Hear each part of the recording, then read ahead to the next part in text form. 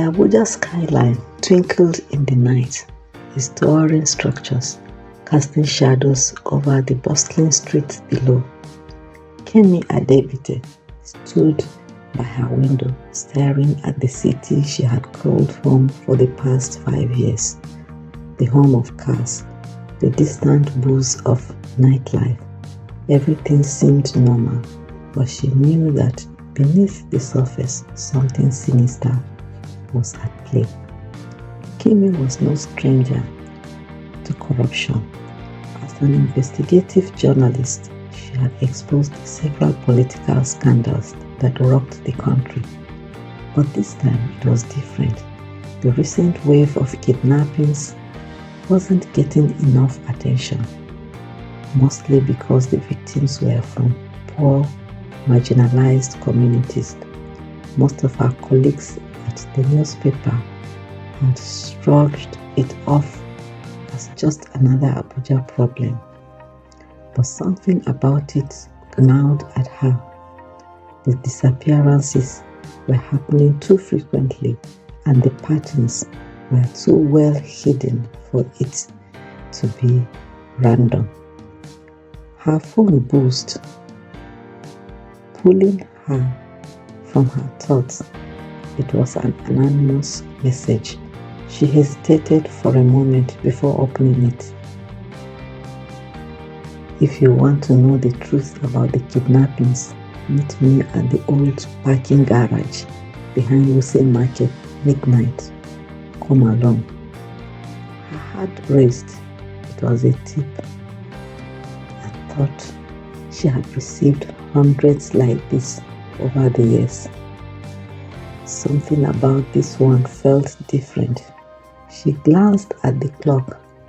11:15 p.m. She had just enough time to get there. Grabbing her notepad and a small recorder, Kemi slipped into a dark jacket and quietly exited her apartment. As she drove through the streets of Abuja, a mix of anticipation and fear gnawed at her stomach. The city felt quieter than usual, as if it too knew that something dark was lurking in its shadows. The old parking garage was almost deserted when she arrived. The structure, abandoned years ago, was decaying. Rusted metal beams and crumbling concrete stood as a reminder of its past. Her breath fogged the air as she cautiously stepped into dimly lit space. Her footsteps echoed in the airy silence. Kemi, the voice startled her, and she spun around. A man emerged from the shadows, his face hidden under a baseball cap. His hands trembled as he held out a brown envelope. This is everything you need to know, he whispered, his voice barely above a breath. The governor is behind it. You need to stop him before it's too late. Kemi felt a chill crawl up her spine. The governor? Governor Olumide Okafor was one of the most respected politicians in Nigeria, a man who had built his career on reform and transparency. The idea that he was involved in something so heinous seemed absurd. But before she could ask any questions, the man turned and disappeared into the darkness, leaving her alone with the envelope. She hesitated only for a moment before ripping it open. Inside it were several documents, bank records, emails, and a list of names. She quickly scanned through the papers, her eyes widening in horror as she recognized the names on the list. They were all victims of the recent kidnappings. And there, in the middle of it all, was the unmistakable signature of Governor Okafor. Her heart pounded as she weight of the discovery hit her. She had just uncovered the story of a lifetime, a story that could bring down one of the most powerful men in Nigeria. But as she stood there holding the damning evidence in her hands, an overwhelming sense of dread washed over her. A sound, soft, almost imperceptible, caught her attention. She turned around quickly, scanning the darkness. Someone was watching her. The hairs on the back of her neck stood on end, and her instincts screamed for her to leave. She quickly shoved the documents back into the envelope and sprinted towards her car.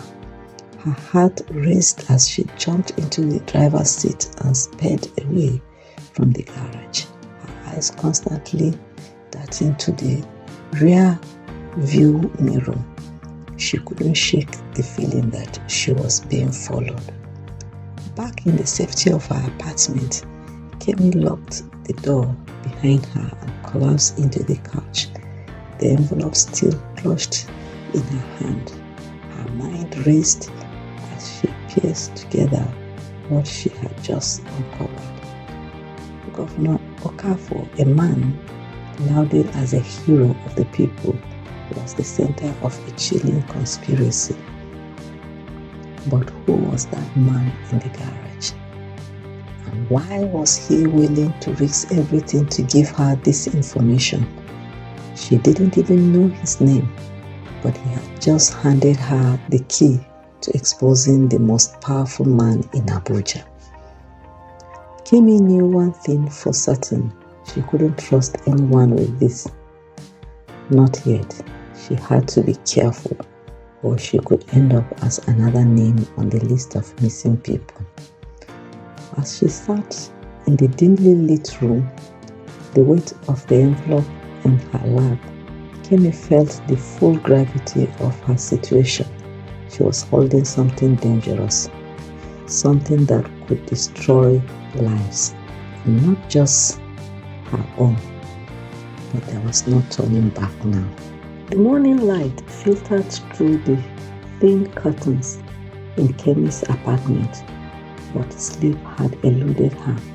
She had spent the night going over the documents from the envelope, her mind trying to make sense of the shocking revelation. Governor Okafor, a man revered by the public, was entangled in a web of kidnappings and ritualistic killings.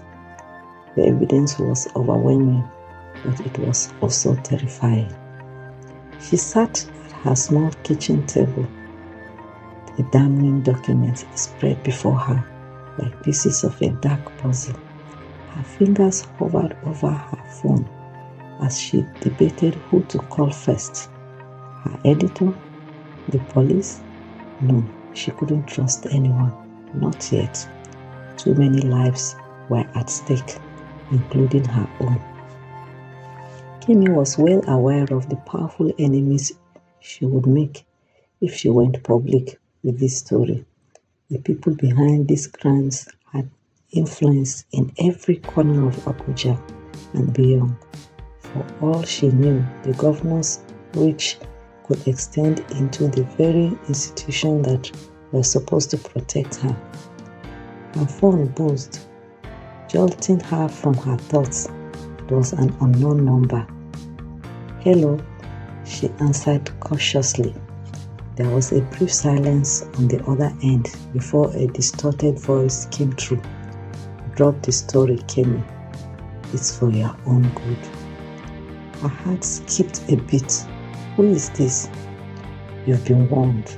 Walk away or you'll regret it." The call ended abruptly, leaving Kemi staring at her phone in disbelief. A chill ran down her spine. They knew. They were watching her. Her initial instinct was to panic, but she forced herself to remain calm. This was exactly what they wanted, to scare her into silence. She put down her phone, hands trembling slightly. She had expected this, hadn't she? But the reality of the threat made it hard to breathe. She couldn't trust her phone anymore. She couldn't even be sure her apartment was safe. That afternoon, Kemi decided to meet with Tony, her former mentor. Tony had been a celebrated investigative journalist before his career had been derailed by a powerful oil tycoon he had exposed. The fallout had nearly cost him his life, and he had retreated into the shadows. But if anyone could help her navigate this storm, it was him. Kemi found Tony at a quiet, run-down cafe on the outskirts of Abuja, where he preferred to meet, far from the watchful eyes of the city. He looked older than she remembered, with more grey in his hair and deep lines etched into his face. His once sharp eyes now carried the weight of someone who had seen too much. "You look like hell," Tony remarked as she sat down across from him. "So do you," shot back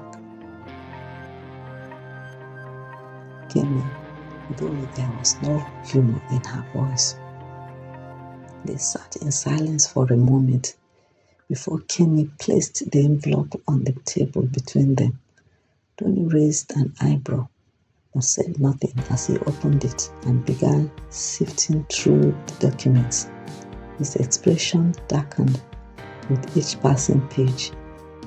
"This is bad," he finally said, his voice low and grave. "This is really bad." Kemi nodded, trying to keep her composure. "What do I do?" Tony leaned back, rubbing his chin thoughtfully.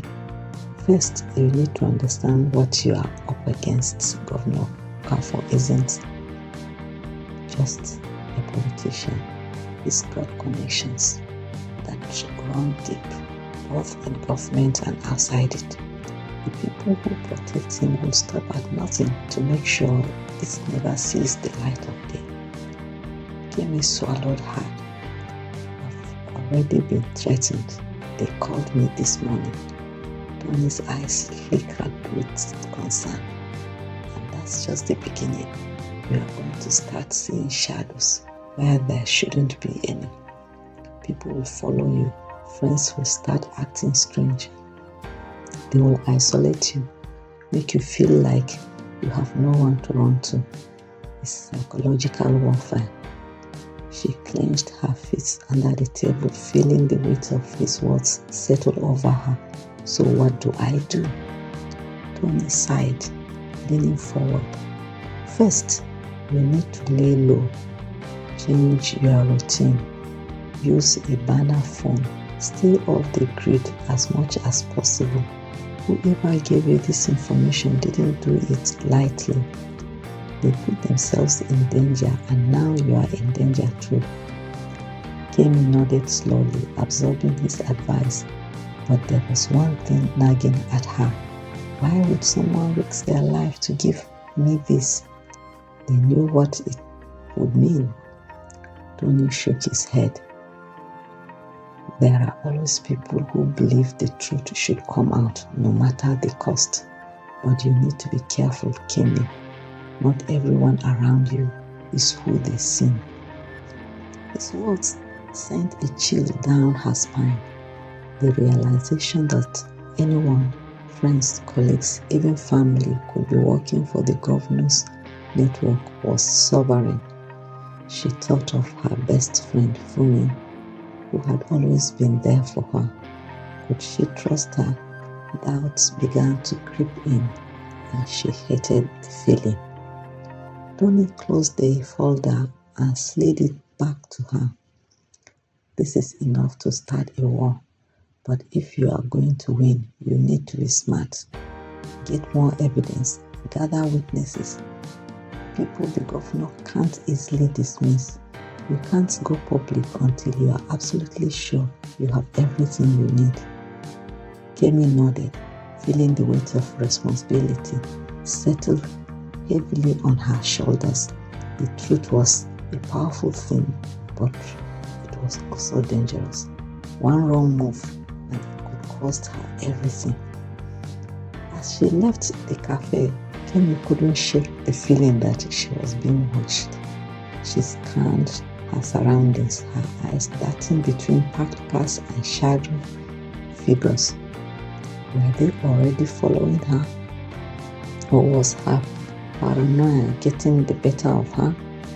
That evening, as she ate in her apartment, reviewing the documents again, her phone buzzed once more. Another unknown number. Her heart pounded as she answered. "You should have listened," the voice said. "Called at this time. We gave you a chance." The line went dead, leaving her in a silence that felt suffocating. Kemi stood frozen, the phone still in her hand. They weren't just watching her, they were closing in. Every step she took towards the truth was a step closer to danger. Her phone rang again, but this time it was from Kemi hesitated for a moment before answering. "Hi, are you okay?" Funny's voice was filled with concern. "You've been acting strange all day." Kemi paused, torn between wanting to confide in her friend and the doubt that Tony had planted in her mind. Could she really trust Funny? Or was she part of the invisible enemy lurking in the shadows? "I'm fine," Kemi finally said, her voice strained. Just a lot going on.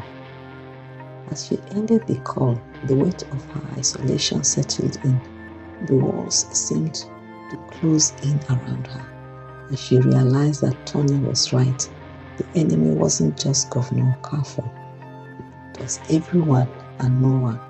It was the feeling of being watched, the suspicion creeping into every relationship, the paranoia that grew with every passing second.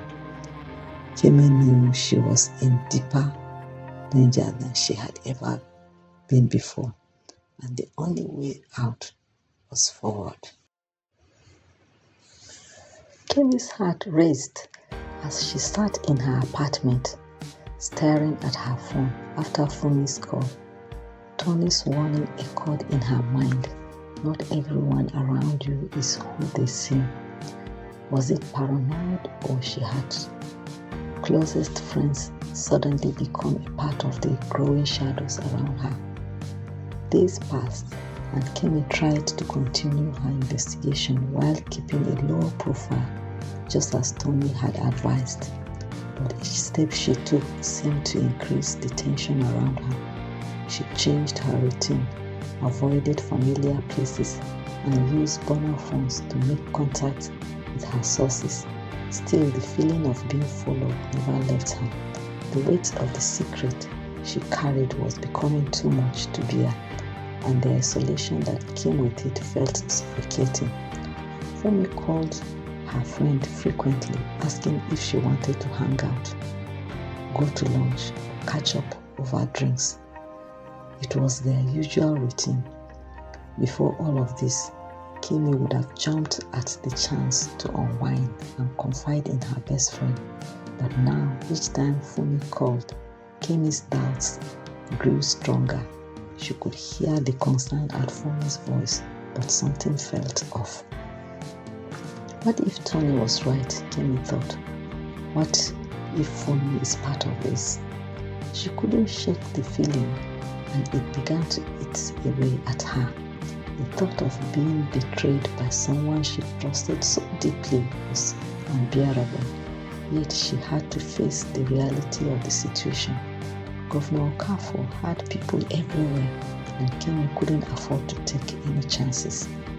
One evening, after a long day of combing through the documents again and contacting Tony for advice, Funmi showed up at her apartment unannounced.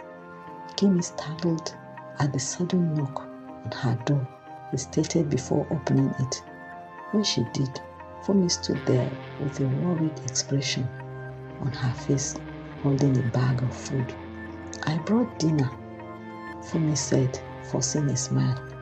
"You've been dodging me all week. What's going on with you?" Kemi's stomach churned as she tried to act casual. "I've just been busy with work," she lied, stepping aside to let Fumi in. Fumi walked into the small apartment, her eyes scanning the room. Kemi's notes were scattered on the table, but she quickly slid them into a drawer before Fumi could notice. They sat down on the couch, the air between them thick with tension.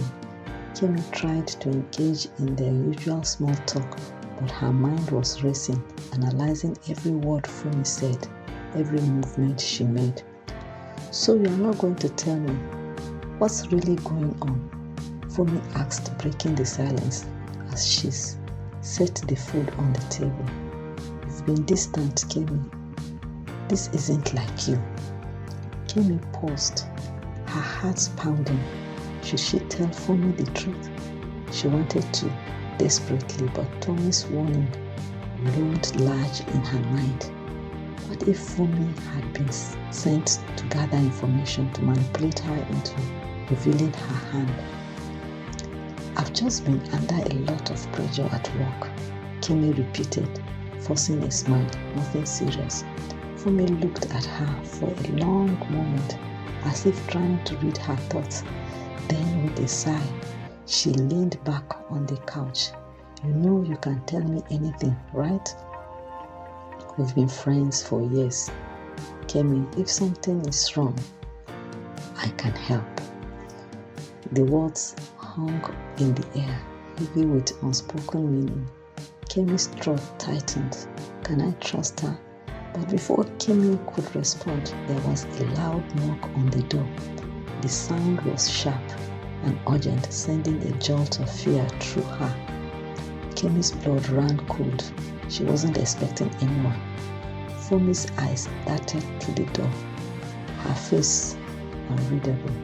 Kemi stood up, her legs shaky as she approached the door cautiously.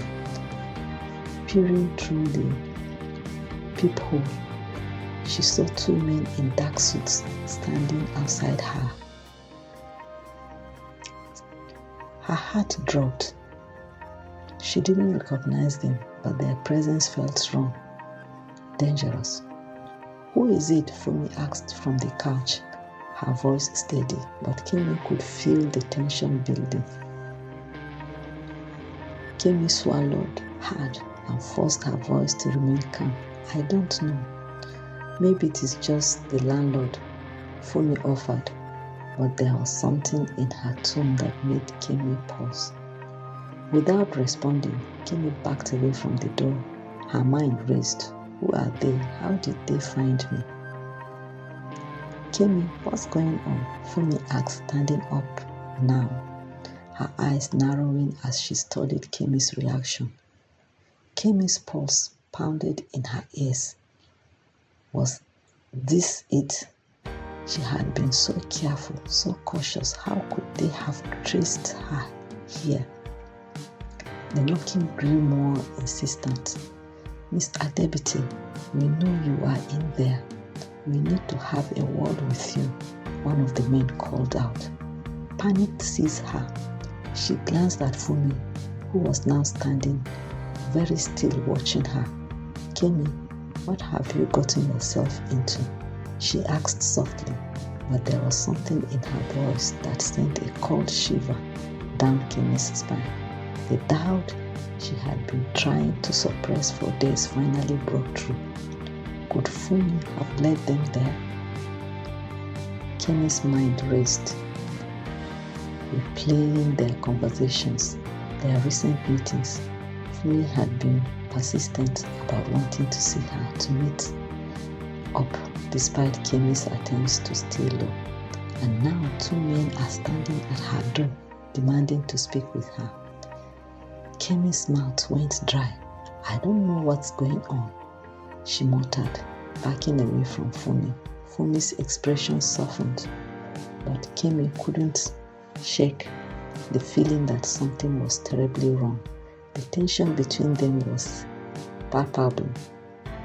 The years of friendship suddenly overshadowed by suspicion. The knocking on the door turned into banging. Open the door, Miss Adebiti, or will be forced to enter. Kemi's mind snapped into action. She couldn't stay here. She had to run. But before she could move, Fumi stepped towards her, blocking her path. Kemi's breath caught in her throat. Fumi, move, Kemi said, her voice trembling. Fumi hesitated, then sighed deeply. Kemi, please, just stop for a second. Kemi's heart raced as she stared at Fumi, her best friend, the one person she had always trusted, but now everything felt wrong. The man at the door, Fumi's sudden appearance, the urgency in her voice, it all clicked together in a horrifying moment of clarity. You let them hear, Kemi whispered, her voice barely audible. Fumi's face fell, and for a moment, Kemi saw the guilt flash in her eyes before she quickly masked it with a look of regret. Kemi, I didn't have a choice. They've been watching you for weeks. I didn't know what else to do. Kemi's world spun. Betrayal sliced through her like a knife. Fumi, my best friend. She had been feeding the enemy all along. Without another word, Kemi bolted toward the back of the apartment, grabbing the envelope of the documents as she ran. Fumi shouted after her, but Kemi didn't stop. She heard the door burst open behind her as the men stormed in, but she was already halfway down the fire escape. Her breath came raged grabs as she sped down the alleyway, the sound of footsteps echoing behind her. She didn't know where she was going, but she knew she couldn't stop. Fumi's betrayal cut deep, but right now survival was all she wanted. Kemi disappeared into the night, her trust shattered and her enemies closing in.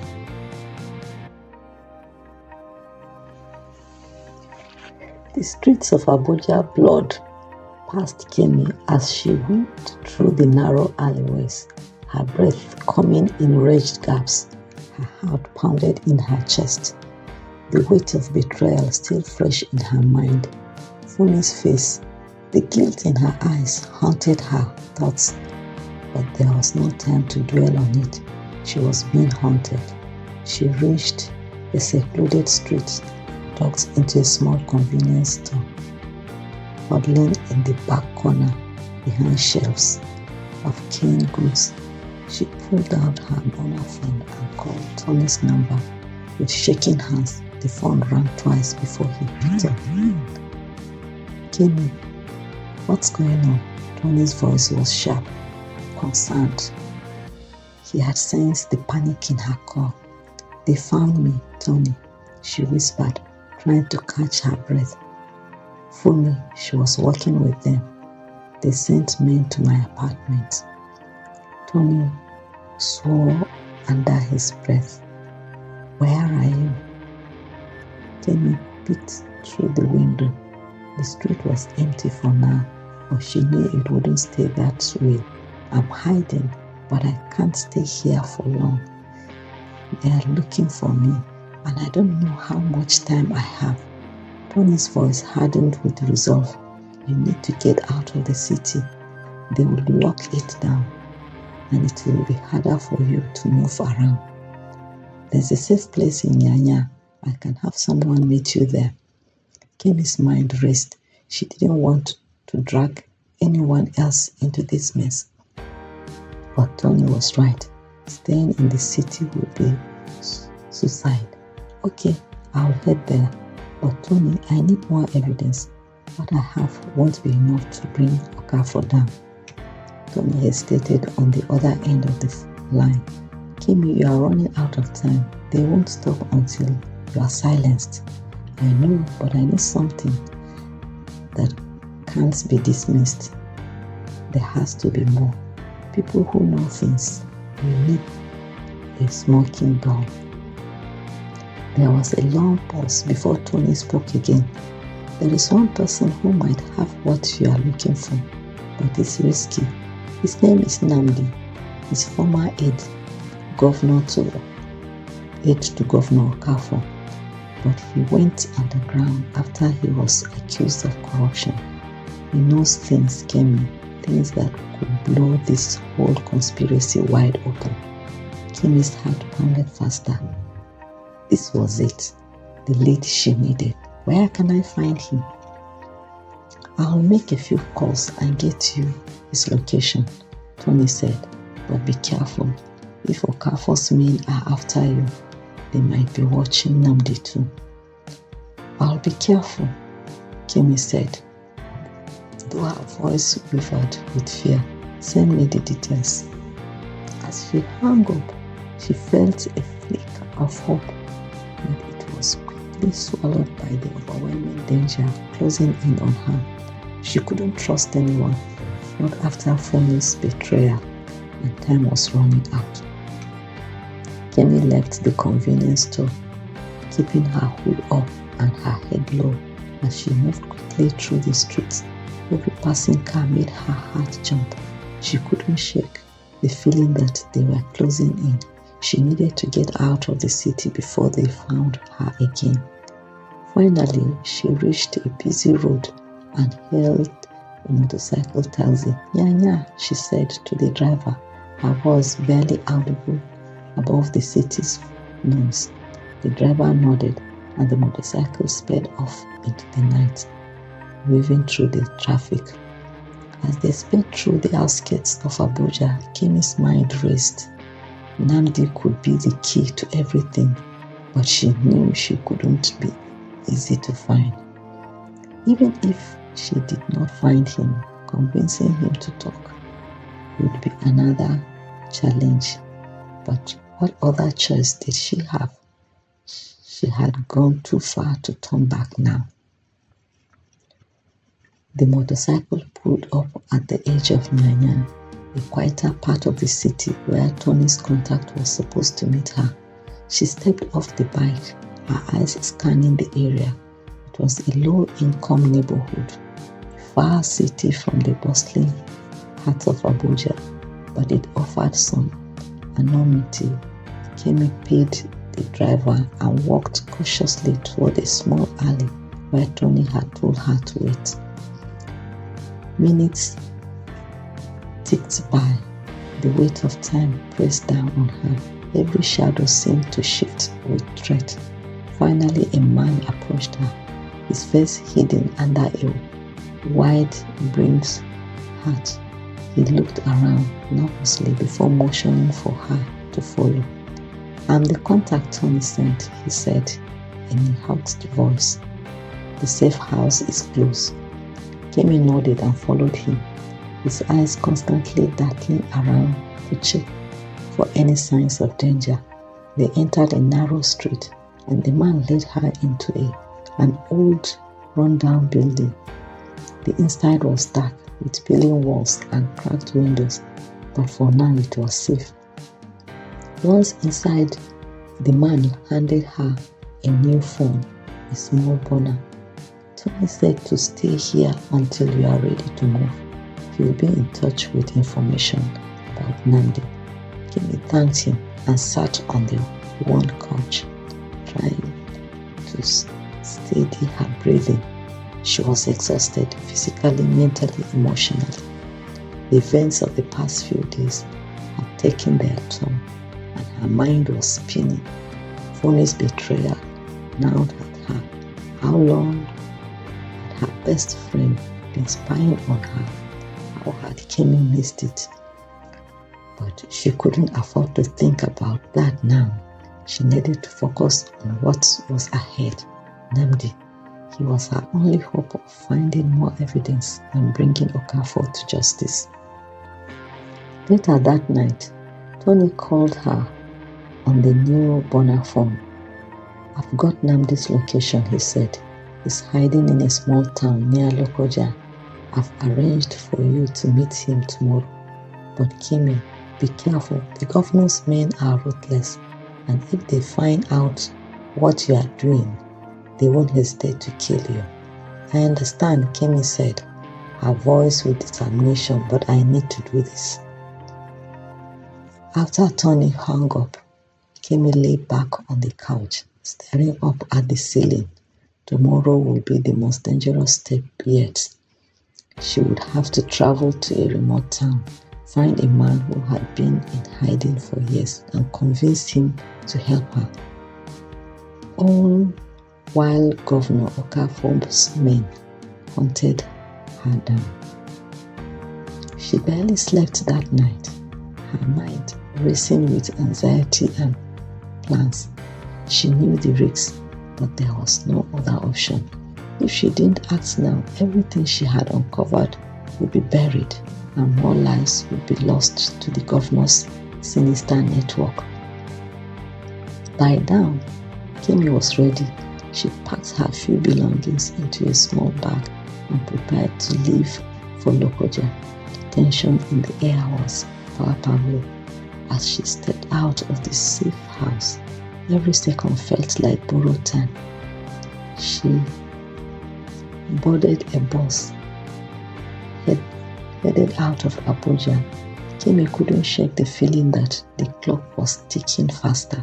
She was running out of time, both to save herself and to expose the governor's secret. Kimi met Nnamdi in a church.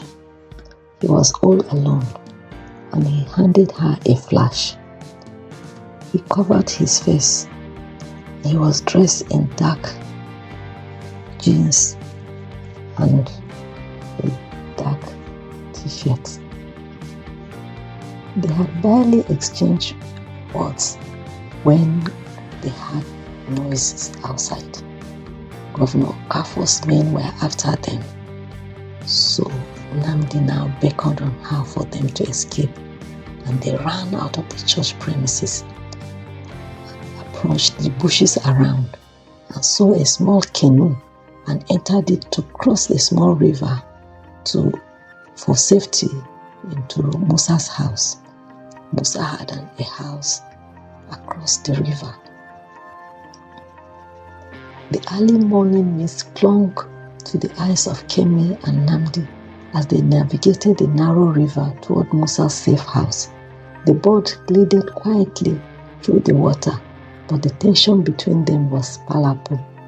The flash drive in Kemi's pocket felt like a ticking time bomb, evidence that could take down one of the most powerful men in Nigeria, but it was also a death sentence if it fell into the wrong hands. As they approached the small but nestled in the trees, Kemi's heart pounded in her chest. This was the last chance. Nnamdi paddled the boat to the edge of the dock, and they disembarked silently, their eyes scanning the area for any signs of danger. Musa, an older man with deep-set eyes and a quiet demeanor, greeted them at the door. "Come inside quickly," he said in a hushed tone. "We don't have much time." The inside of the hut was modest but functional. A small desk held an old laptop, its screen flickering dimly.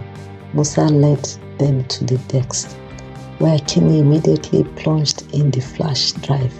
Her fingers trembled as she opened the folders containing the evidence: emails, bank transfers, voice recordings, and documents that linked Governor Okafor to the kidnappings and ritualistic killings. This was everything they needed to expose him. Once these files are out there, no turning back, Nnamdi said, his voice low. "Are you ready for that?" Kimi took a deep breath, her resolve hardening. There's no other choice. He has to be stopped. With a few quick keystrokes, she began uploading the files to multiple news outlets, both local and international. The process was slow, and each second felt like an eternity. Every noise outside made her clench, her nerves on edge. She knew that Governor Okafor's mail could show up at any moment. As the files continued to upload, Kemi crafted a detailed expose, carefully laying out the connections between the governor and the cults responsible for the kidnappings. It was the most important story of her career and possibly the last one she would ever write. Suddenly, a long bang echoed outside the hut, followed by the unmistakable sound of footsteps. "They are here," Nnamdi whispered, his eyes wide with fear. Musa grabbed a rifle from behind the door. "We need to buy time. We finish uploading the files. I will hold them off." Kemi's heart raced as she watched Musa disappear into the shadows. Outside, Nnamdi paced nervously behind her, but she forced herself to focus. The upload was 85%. They were so close. Gunshots rang out in the distance, followed by shouting.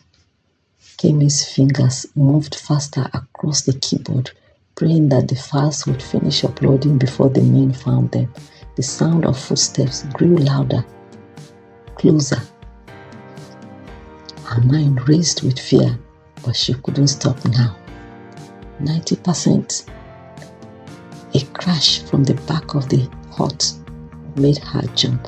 The door blew open, and two of Governor Okafor's men stormed inside with guns drawn.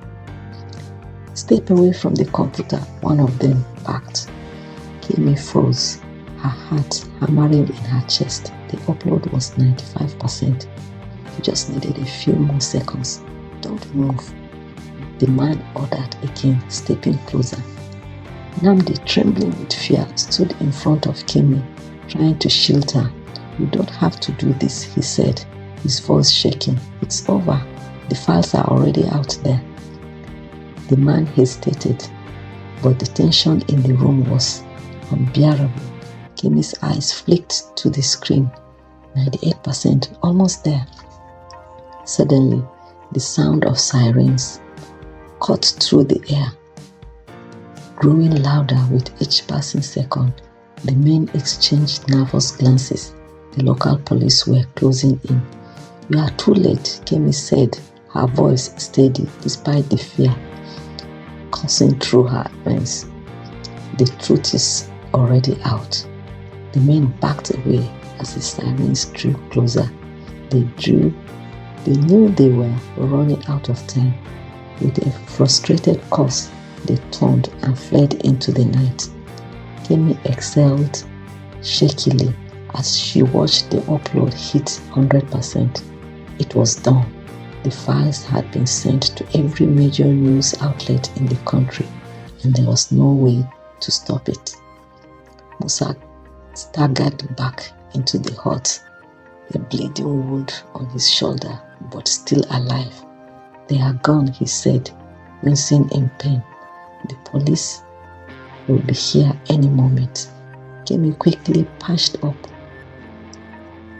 the wound with a cloth, her hands shaking slightly. "Thank you," she whispered. "You saved us." As the police arrived and secured the scene, Kemi felt a wave of relief washed over her. They were safe for now, but the real battle was just beginning. Okafor's empire was about to come crashing down, and there was no telling how far the fallout would spread. The next day, the country was in uproar. News of Governor Okafor's involvement in the kidnappings and ritualistic killings spread like wildfire.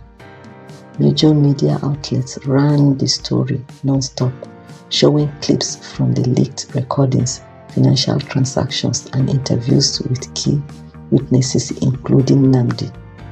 Protests erupted in major cities demanding justice. The governor, once revered as a man of integrity, was now the face of corruption and evil. Public pressure mounted on the government to act swiftly. Kemi watched the events unfold from a safe house in Abuja where Tony had arranged for her to stay. She felt a mixture of relief and exhaustion. The weight of what she had accomplished was heavy, but the fight wasn't over.